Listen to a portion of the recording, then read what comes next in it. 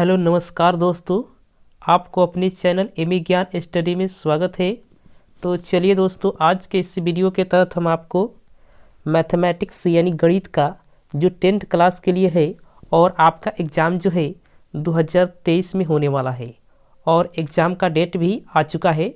तो चलिए हम कुछ इम्पोर्टेंट क्वेश्चन के साथ चलते हैं और मैथ का यह क्वेश्चन जो है बहुत इम्पोर्टेंट है। आपको देखना है यह वीडियो और सभी क्वेश्चन को समझने की कोशिश करना है। चलिए हम तो पहला क्वेश्चन देख लीजिए। बोल रहा है कि द्विघात बहुपद आपको दिखाई दे रहा है ना, तो ये द्विघात बहुपद है x² अब -3 है। इसके शून्यक, तो शून्यक का मतलब समझ लीजिए कि किसी भी बहुपद को शून्य के बराबर कर दे, यानी किसी भी बहुपद में x का वह मान जो उस बहुपद को शून्य के बराबर कर दे वह क्या होता है, बहुपद का शून्यक होता है। तो यहाँ देखिए, शून्यक निकालने के लिए सबसे पहले इस बहुपद को 0 के बराबर कर देते हैं। अब 0 के बराबर जब हम कर दिए तो यहाँ x का मान आप क्या कर लीजिए, ज्ञात कर लीजिए। तो ज्ञात करने के पश्चात क्या हो जा रहा है, यहाँ x का मान निकालेंगे ना तो रूट में 3 होगा। और रूट की कोई भी वैल्यू जो होती है वो क्या होती है, एक प्लस में होता है, मतलब एक प्लस √3 होगा और एक माइनस √3 होगा। तो यहाँ से देख सकते हैं आप कि एक प्लस √3 और एक माइनस √3 हमको सिर्फ बी ऑप्शन में दिख रहा है। तो इसका राइट आंसर क्या हो जाएगा, ऑप्शन नंबर बी। तब क्या समझे कि किसी भी बहुपद माने कोई भी बहुपद है, उस बहुपद को क्या कीजिए, शून्यक निकालने के लिए 0 के बराबर आपको क्या करना है, लिख लेना है। और इसी प्रकार उसमें x का मान ज्ञात करना है। तो ज्ञात करने के पश्चात क्या आएगा इसमें कि एक प्लस में √3 आएगा और एक माइनस में √3 आएगा। तो यही क्या हो जाएगा, बहुपद का शून्यक हो जाएगा। ऑप्शन नंबर बी देखिए, ऑप्शन नंबर बी इसका राइट आंसर हो जाएगा। चलिए, इतना बात आप समझ गए। अगला क्वेश्चन की तरफ हम चलते हैं। क्वेश्चन है आपके सामने कि m2, इसको क्या करते हैं, हटाते हैं आपसे। यह देखिए m2x2 प्लस है m2x1, अब बाटा में लिखा है m1 प्लस m2 और यह इधर जो है कमा है m1 y1 plus m2 y2, अब बाटा में है m1 प्लस m2। तो ये क्या है, पूछ रहा है क्या कहलाता है। तो यह जो होता है विभाजन सूत्र कहलाता है। क्या कहलाता है, विभाजन सूत्र। आपको ध्यान रखना है कि विभाजन सूत्र का जो होता है वो होता है क्या, m1x2 मतलब m2x2 प्लस m2x1 बटा में m1 m2 और m1 y1 m2 y2 और बटा में m1 m प्लस m2। इस प्रकार से क्या होता है, कौन सा सूत्र होता है, विभाजन सूत्र। तो देखिए यहाँ क्या हो जाएगा, option number A. Option number A इसका राइट आंसर हो जाएगा, विभाजन सूत्र।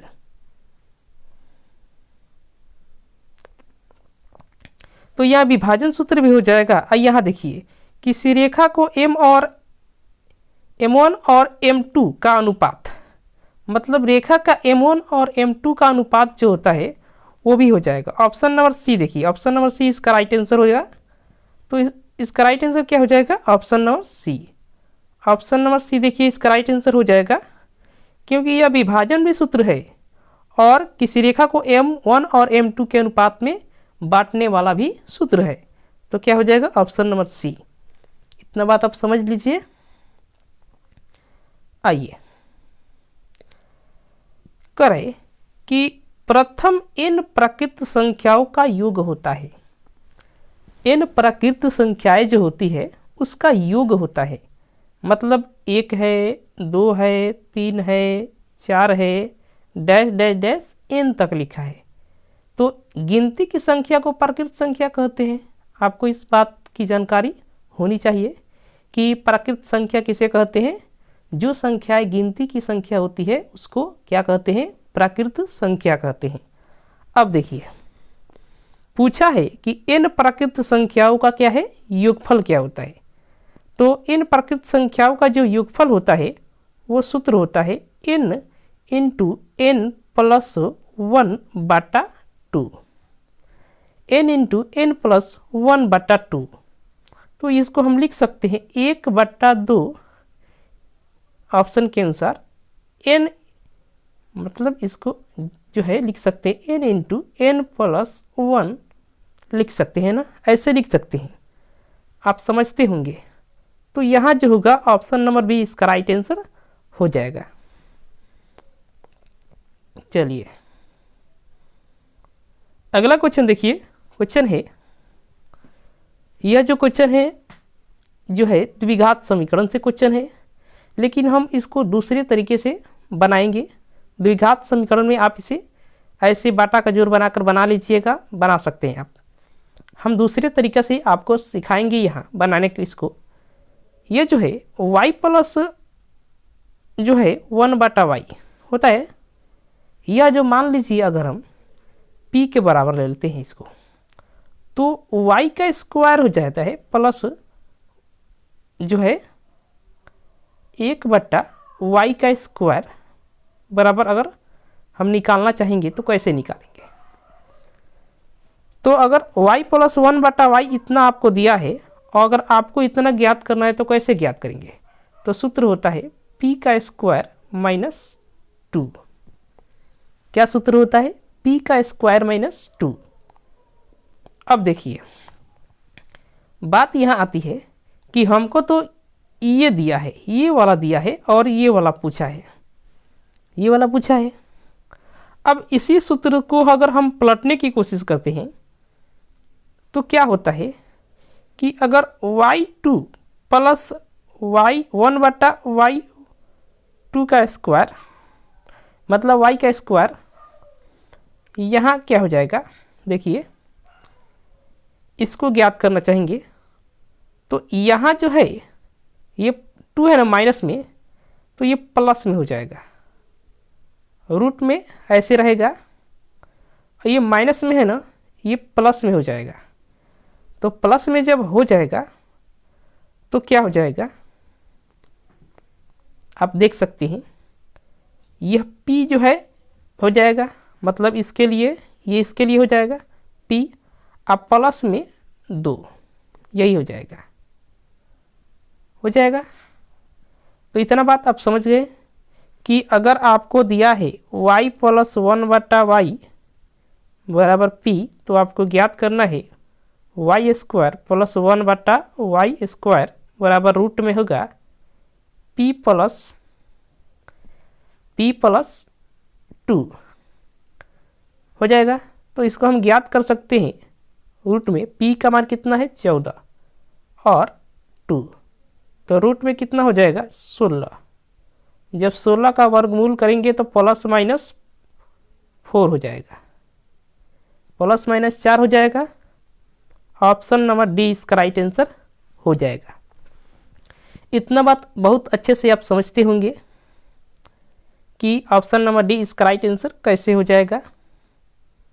चलिए अगला क्वेश्चन है, सभी क्वेश्चन को समझते चलेंगे, बहुत इंपॉर्टेंट क्वेश्चन है।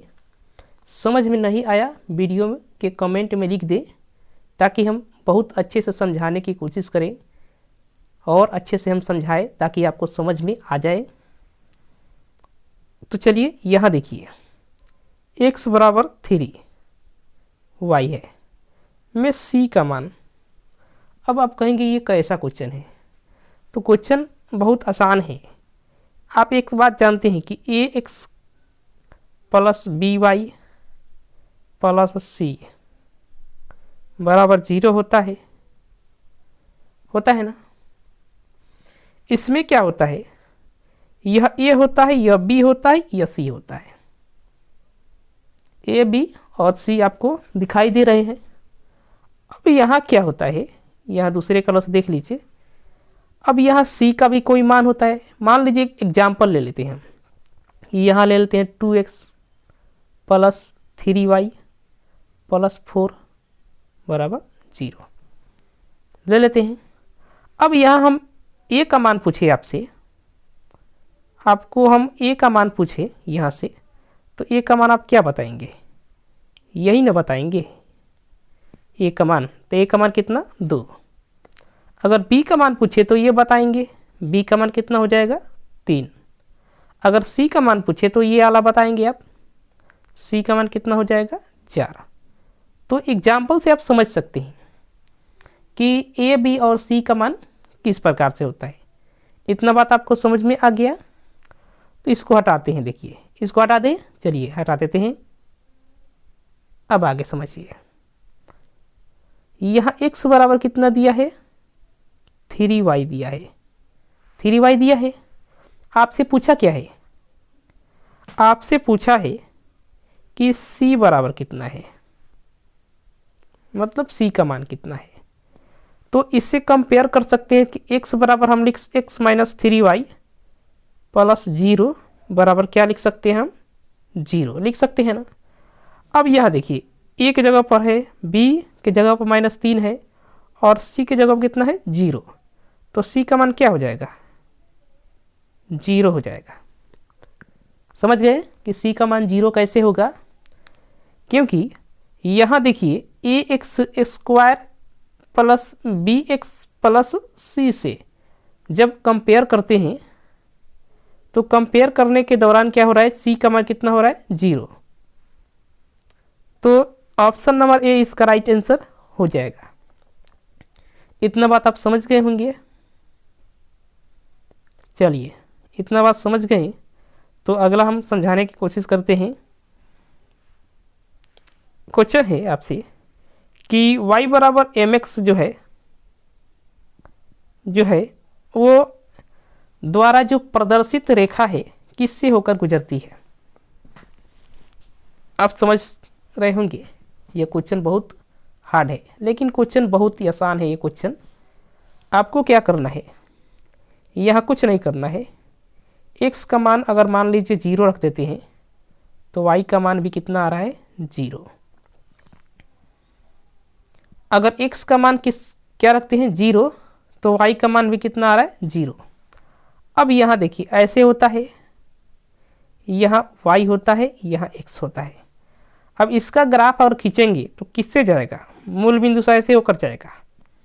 ऐसे इसका ग्राफ आपको देखने को मिल जाएगा, आपको ग्राफ ऐसे देखने को मिलेगा। तो क्या है? ये जो है मूल बिंदु होता है, ये क्या होता है? मूल बिंदु। तो इसका ग्राफ किससे होकर जाएगा? मूल बिंदु से होकर जाएगा। ऑप्शन नंबर सी इसका राइट आंसर हो जाएगा। आप समझ गए कि इसका right answer option number C क्यों हो जाएगा? क्योंकि मान लीजिए आप समझ जाइए कि एग्जाम्पल से आप इसको बहुत आसानी से कर सकते हैं। अगर ऐसे समझे तो इसका ग्राफ जो होता है इसी प्रकार से होता है, लेकिन आपको ऐसे याद नहीं करना। आपको क्या करना है? एग्जाम्पल ले, जो समझ में नहीं आए ना क्वेश्चन, वहाँ एग्जाम्पल लेकर आप समझेंगे ना तो बहुत अच्छे से क्या होगा? आपको क्लियर हो जाएगा, समझ में आ जाएगा। इसी प्रकार से आप समझते चलेंगे। अब क्या होगा कि यहाँ जो है अगर y का मान अगर मान लीजिए 0 ले लेते हैं, y का मान 0 लेते हैं तो फिर हमको x का मान भी क्या हो जाएगा? 0। तो बात वही होगा, अगर x का मान 0 लेते हैं तो y का मान 0, अगर y का मान 0 लेते हैं तो x का मान 0 हो जाएगा। तो इससे कोई फर्क नहीं पड़ने वाला। आपको जो ग्राफ मिलेगी वो मूल बिंदु से होकर जाएगी ही। आप कैसा भी ग्राफ बना लीजिए, इसका किसी प्रकार से कोई भी मान ले लीजिए और इसका ग्राफ खींचिए, आप अपने से खींच कर देखिए घर पर, आपको जो मिलेगा आंसर वो क्या होगा कि मूल बिंदु से होकर जा रहा है ग्राफ। तो इसका राइट आंसर क्या हो जाएगा? मूल बिंदु। समझ गए? चलिए, अभी क्वेश्चन है आपके सामने कि ax², इसको क्या करते हैं? हटाते हैं, पहले कलर चेंज कर देते हैं, थोड़ा अच्छा लगेगा।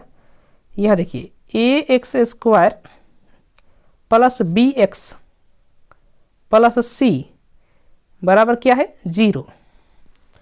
तो आपको क्या करना है कि वास्तविक मूल नहीं है यदि, तो विवेचक नाम का चीज़ आप पढ़े होंगे। विवेचक का मतलब क्या होता है, डी। डी बराबर क्या होता है, बी स्क्वायर माइनस 4ac। इतना बात आप पढ़े होंगे कि B square minus 4ac D का मान होता है। इसे विविक्तर भी कहते हैं, डिस्क्रिमिनेशन भी कहते हैं। इतना बात आप समझते होंगे। तो यहाँ जो होता है यही डिसाइड करता है, यही फार्मूला जो होता है डिसाइड करता है कि एक जो है द्विघात समीकरण है उसका मूल्य क्या होगा, वास्तविक होगा कि अवास्तविक होगा। अवास्तविक कहने का मतलब आप समझ सकते हैं कि वास्तविक नहीं है। तो नहीं होगा तो इस बात को समझिए आप, पहले आप समझिए बहुत अच्छे से इसको।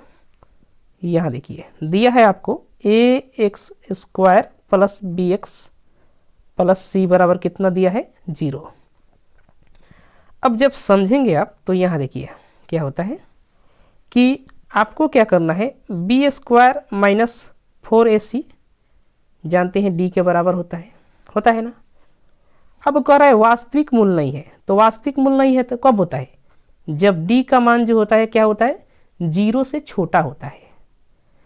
d का मान जो है माइनस में निकल जाए या 0 से छोटा निकल जाए, मतलब d का मान 0 से छोटा। कहने का मतलब ऐसे लिख सकते हैं ना हम, यहाँ देखिए लिख सकते हैं ना। तो इसी d के जगह पर हम लिख सकते हैं बी स्क्वायर माइनस 4ac लिख सकते हैं, नॉट जो है लेस देन कितना, 0। तो यही देखिए ऑप्शन नंबर डी देखिए, सूत्र को ही पूछा है, सिर्फ आपसे पूछा है वास्तविक मूल्य नहीं है, तो सूत्र से आपसे पूछ दिया है कि वास्तविक मूल्य नहीं है, तो इस प्रकार से प्रतिबंध आपको देखने को मिल जाएंगे। अगर वास्तविक मूल्य है तो आपको प्रतिबंध ऐसे मिलेंगे देखने को, ऐसे। अगर मूल्य जो है वास्तविक भी है और समान भी है तो आपको मिलेंगे d बराबर 0। इतना बात आप समझते होंगे। तो इतना जो चीज़ है आप समझ सकते हैं, यह किसके लिए है, वास्तविक मूल्य के लिए, और ये समान के लिए, समान मूल्य वास्तविक भी हो समान भी हो, और ये अवास्तविक यानी काल्पनिक मूल्य के लिए है। इतना बात आप समझते होंगे।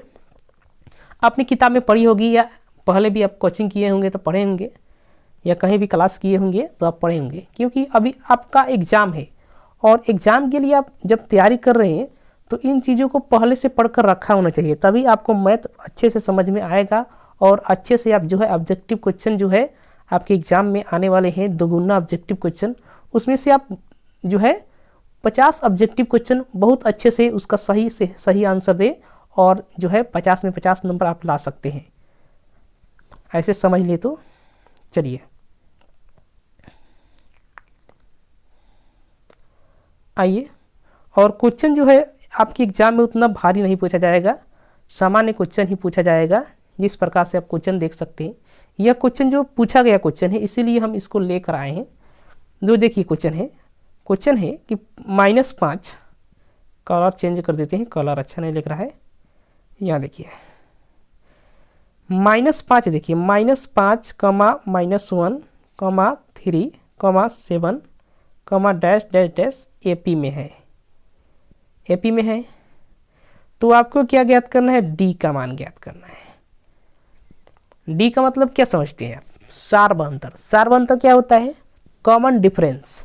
और किसी भी एपी का सार्व अंतर जब इक्वल है, मतलब किसी भी श्रेणी मतलब सीरीज आपको दे दिया जाए इस प्रकार से नंबर का सीरीज, और उसमें सार्व अंतर बराबर है, तो क्या होता है कि वह एपी में होता है।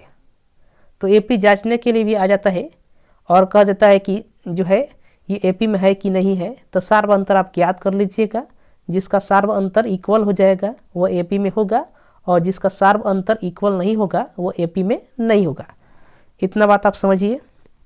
अब यहाँ देखिए एपी में है तो सार्व अंतर डी का मान ज्ञात कीजिए। तो सार्व अंतर का कहने का मतलब है कि ये जो है A2 में से A1 घटा दीजिए। यहाँ A1 है, ये A2 है, ये A3, मतलब A2 में से A1 घटा दीजिए, या A3 में से A2 घटा दीजिए, मतलब A3 में से A2 घटा दीजिए। इसी प्रकार से आप लिख सकते हैं, ऐसे समझ गए ना। तो आपको क्या करना है कि यहाँ घटाना है A2 में से, तो A2 कितना है, -1 है, और इसमें से -5 घटाएंगे तो यहाँ क्या हो जाएगा, -1, अब माइनस माइनस कितना हो जाएगा, प्लस हो जाएगा 5, तो यहाँ क्या हो जाएगा 4। 4 आएगा डी का मान। तो डी का मान हमको क्या मिला 4, तो 4 इसका राइट आंसर हो जाएगा। आपको समझ में आ गया होगा। सार अंतर याद करना कोई बड़ी बात नहीं है, बहुत अच्छे से आप याद कर सकते हैं। ऐसे भी क्वेश्चन आपके एग्जाम में पूछे जाते हैं, तभी हम इस क्वेश्चन को लेकर आए हैं। चलिए आइए अगला क्वेश्चन देखिए। क्वेश्चन है कि आपको दिया है कि ए स्क्वायर पी स्क्वायर एक्स का स्क्वायर माइनस क्यू का स्क्वायर बराबर 0 के मूल्य है। मूल कहने का मतलब है कि इसमें जो है इसका हल आप ज्ञात कर दीजिए। तो एक्स स्क्वायर, तो इसको ज्ञात करने के लिए क्या करेंगे हम, a square plus P square X square और इक्वल टू क्यू स्क्वायर लिख सकते हैं ना हम। इतना बात हम लिख सकते हैं, इतना बात आप समझते होंगे। तो इस ए पी एक्स ऐसे लिख कर इसके पूरे का स्क्वायर लिख दें, कोई दिक्कत नहीं है। और क्यू स्क्वायर, स्क्वायर से स्क्वायर क्या हो जाएगा, कैंसिल हो जाएगा। और जब कैंसिल हो जाएगा तो यहाँ क्या हो जाएगा, एक्स का मान ज्ञात करेंगे तो क्यू बट्टा ए पी या पी ए आप समझ सकते हैं, क्यू बट्टा पी ए। तो यहाँ देखिए ऑप्शन नंबर डी क्यू बट्टा ए पी। तो आप समझ सकते हैं ना, ये प्लस माइनस हो जाएगा, यानी यहाँ स्क्वायर है ना उसकी वजह से प्लस माइनस हो जाएगा। उससे आप नहीं घबराएंगे, सिर्फ जो है ऑप्शन नंबर डी इसका राइट आंसर हो जाएगा। आप समझ सकते हैं। चलिए अगला क्वेश्चन है, मतलब ये जो है सेम टू सेम क्वेश्चन आ गया। ये क्वेश्चन अभी हमने कराया थोड़ी देर में, इसको हमने कराया। आप देख सकते हैं कि बी स्क्वायर माइनस 4ac और जो है 0 से छोटा होगा तभी इसका मूल जो है वास्तविक नहीं होगा। हो गया, समझ गए ना।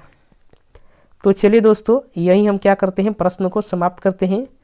अगर वीडियो अच्छी लगे वीडियो को लाइक कर दीजिए और चैनल को सब्सक्राइब कर दीजिए, ताकि जितने सारे हम वीडियो लेकर आएँ आपके लिए उन सारे वीडियो का नोटिफिकेशन आपके पास जाता रहे, ताकि सभी वीडियो आप देख सकते हैं और समझ सकते हैं।